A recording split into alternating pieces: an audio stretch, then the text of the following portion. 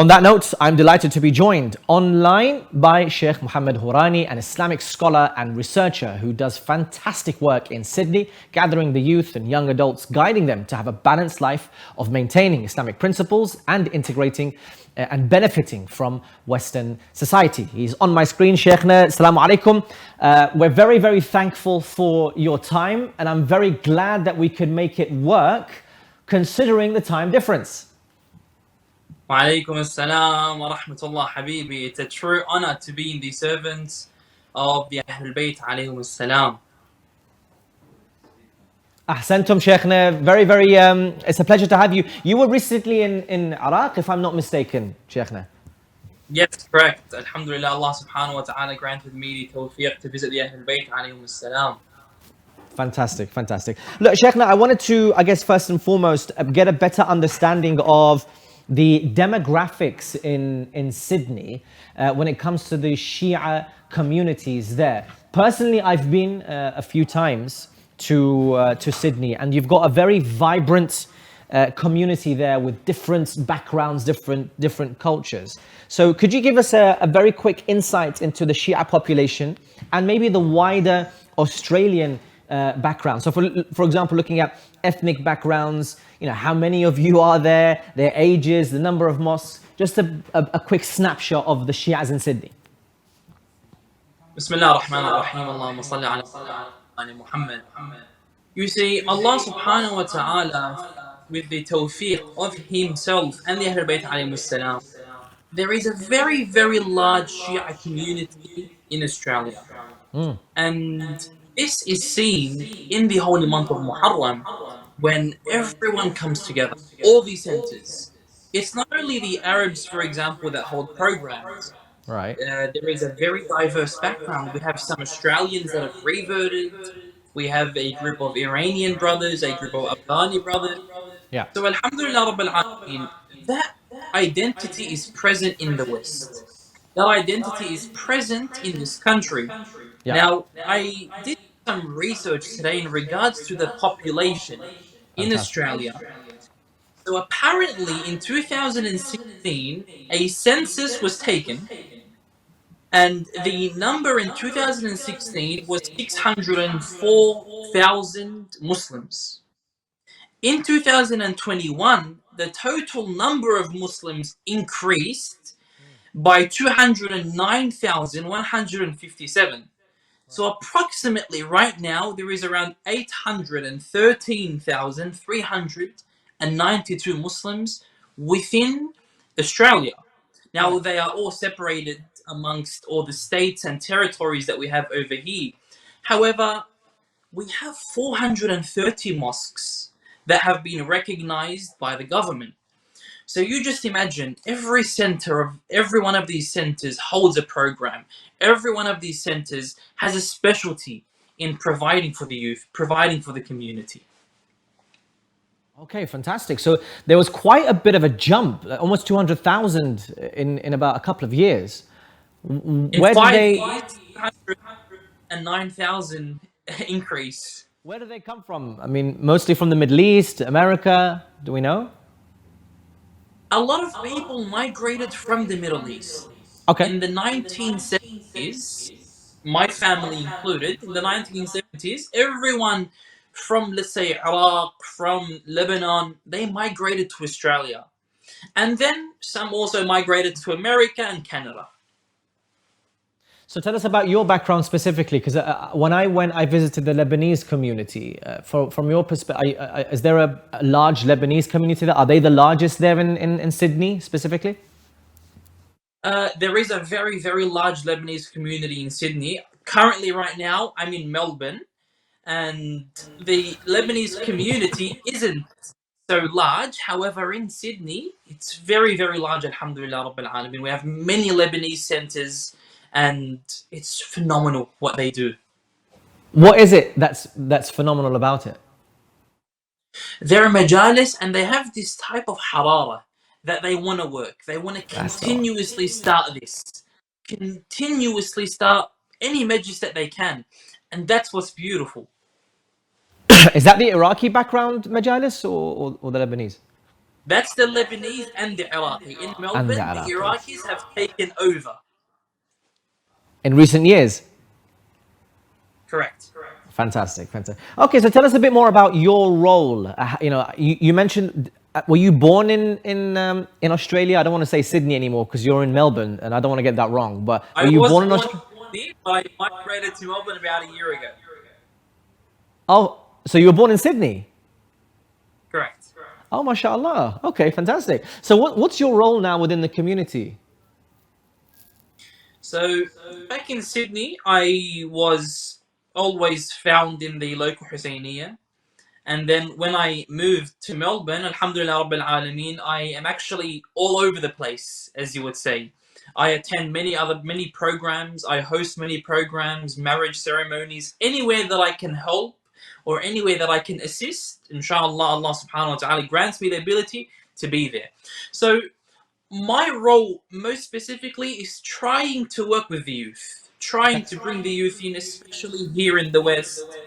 They lose a bit of their identity, so we got to try as hard as we can to bring them in. And Alhamdulillah Rabbil Alameen, it's been easy because once you host programs that bring the youth come running, not only by themselves, but with their friends as well.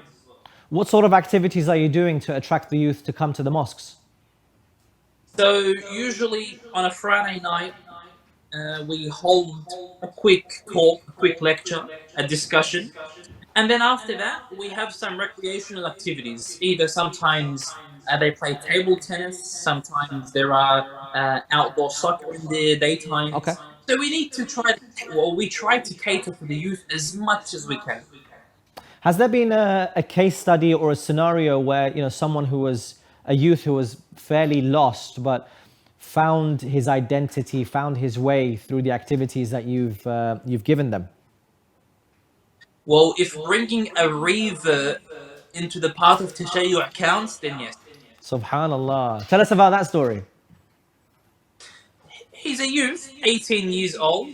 The Shi'i Shabab brought him into their circle and they started to encourage him to attend these groups. And this brother really felt like he had brothers behind him. He was an Italian guy, far from Arabs in general, yet alone Islam. And when he attended these programs more and more, he was inclined towards the path of Tashayyu'. As you know, every revert, they have two options. I take this Islamic sect or this Islamic sect. Depends who caters me more Yeah. or caters me in a better way. And Alhamdulillah Rabbil Alameen, these programs were able to bring him in more and more. And the message of the Ahlul Bayt was we were able to spread that to the brother. Yeah. So, Sheikh, just on that point, I'm going to ask the technicians to play the video that we have of the activity center, specifically the table tennis and other activities. I think there was console games as well. Whilst they put that on, these are the kind of activities. So where does religion play into it? Because that video was all them playing. So where does like Islamic teachings come into that? So in order for us to be able to convey the Islamic message, we also got to give the youth what they need, what they want. It's a one-way road. I give you this in return.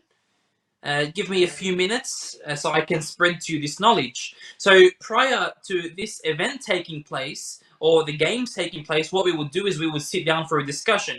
Any Islamic topic, topics that the youth suggest, topics that the youth want to hear more about. We speak to them half an hour, 45 minutes. We give them chai, we give them cookies, we have pizza ready for them. And then after everyone has filled their stomachs up, everyone goes, either they play PS5 or they play table tennis. Everything that we can do to give the youth, inshallah, it will be there. All right, fantastic, fantastic. So tell us about, I guess this is more of an important topic, but you mentioned things like identity, losing their way. What are the challenges of the youth living in Australia, or in Australia specifically? What are the challenges that they have when it comes to their religious faith and holding on to their religious faith? The major challenge that we have is culture. The Australian culture is contrast to the Arab culture, yet alone the Islamic culture. So sometimes, especially either it be from the sister's side, from the male side, There is a difference in clothing, a difference when it comes to eating food. There is a very, very large difference when it comes to our identity and the identity of others that don't necessarily follow the path of Islam.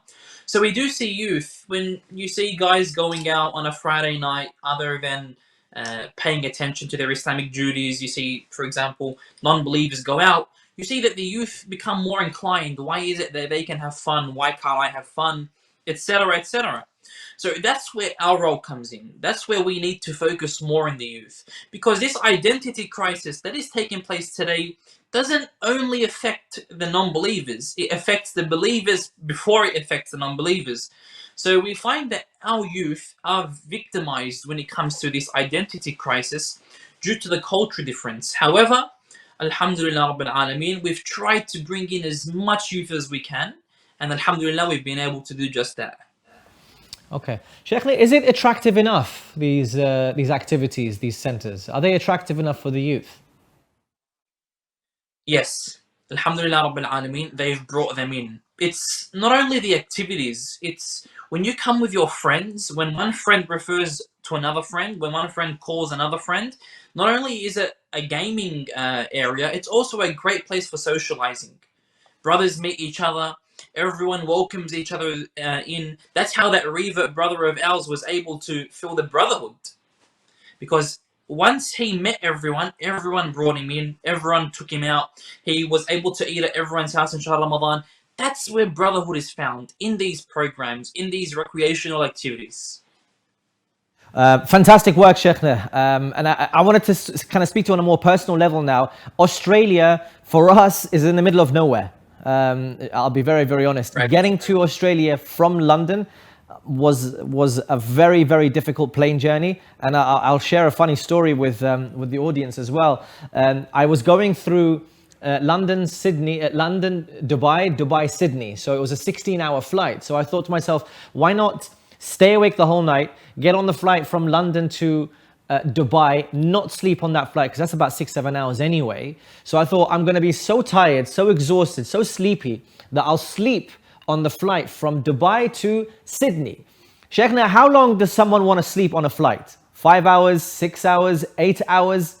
Let's just say you slept for 10 hours. I've still got another 6 hours left of the flight from Dubai to Sydney. So it was a bit of a horrible journey. However, getting there, the people were very welcoming. So mashallah. From your perspective, coming back and forth and inviting, actually, very importantly, you mentioned that there is harara in the majalis. Inviting speakers and reciters who are well known. The Arab, for example, I've seen Mullah Bujbara, who comes to Sydney quite a lot, maybe even Melbourne. How easy is it to get them, these high, the very famous names, to get them to Australia? Or hard? It takes a lot of manipulation to be able to grab big people that have big names to Australia. The first thing, once you want to invite someone, yeah, sure, I will come. Where are you located? The moment you say to them Australia, it's out the door. Unfortunately. Yeah. It's a very, very tiring flight. From London to here is approximately 22 hours and 40 minutes. It is. From here to Iraq is around 14 plus another 4, so it's around 18 hours. So it's very, very tiring.